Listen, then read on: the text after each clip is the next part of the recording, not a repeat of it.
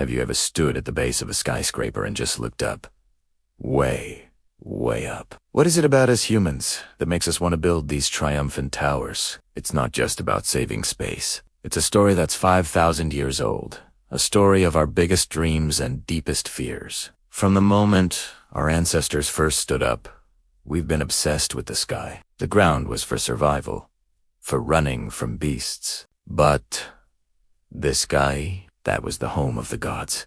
The sun, the storms. To build upward was an act of defiance, a prayer carved in stone. From ancient mud bricks to the gleaming glass needles of today, the history of the tower is the history of human ambition. It's a story about a desperate need to leave a mark and say, we were here and we reached for the stars. Our journey begins in the cradle of civilization, Mesopotamia. The Sumerians didn't build towers to live in. They built them to welcome their gods. The ziggurat was an artificial mountain in a flat, empty land. In the city of yore, it was a terrifying symbol of order. Made of mud bricks, it rose in steps, a stark contrast to the messy city below. It represented a rigid social structure. Common people at the bottom, priests climbing the stairs, and the god descending to the very top. It was a bridge between mortals and the divine. Then, across the desert in Egypt, the pyramids took this vertical obsession to a whole new level. A ziggurat was a temple, but a pyramid was a resurrection machine. The Great Pyramid wasn't a building in the way we think of one. It was a solid, perfect shape, originally covered in polished white limestone with a golden cap. It shone like a beacon for the sun god, Ra. For the Egyptians, height meant eternity. Building high was their way of conquering death itself. Centuries later, in medieval Europe, the meaning of the tower changed again.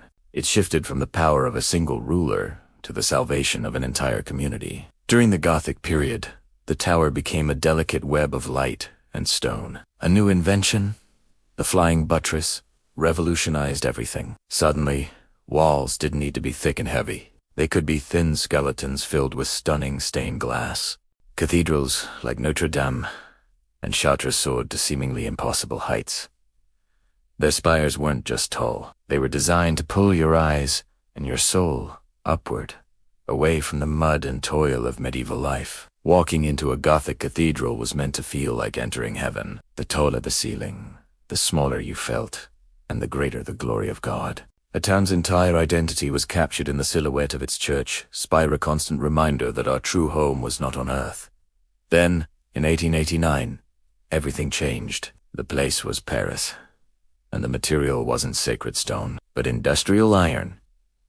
Gustave Eiffel proposed a tower for the World S Fair that would be nearly twice as tall as the Great Pyramid. At first, the artists of Paris hated it. They called it a hateful column of bolted sheet metal. Why? Because it had no divine purpose. It wasn't a tomb or a temple. It was a monument to pure engineering. The Eiffel Tower represented the victory of science over faith. It proudly showed off its own skeleton, stripping away the stone to reveal the industrial muscle underneath. It marked a new era where humanity put its faith in steel, math, and progress. It was the first giant tower that existed simply because we could build it. As the 20th century began, the race to the sky moved to America. In Chicago and New York, the safety elevator and steel frame construction gave birth to the skyscraper. But these new towers weren't for gods or kings. They were for the new deities of the age. Corporations. The Woolworth Building, finished in 1930, was even called the Cathedral of Commerce.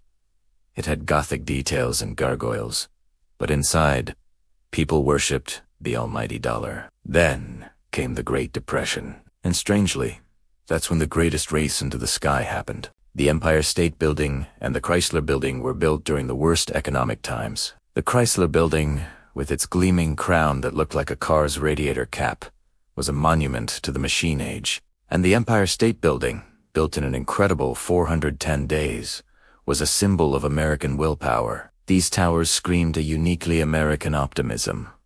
The market can crash, but we will still rise. They became the iconic symbols of the modern city, where ambition was measured by how many floors you could build. In the last few decades, the skyscraper has evolved again. We moved from the stone-faced towers of New York to sleek skins of pure glass and steel. But the ultimate statement of our modern era stands in the desert of Dubai.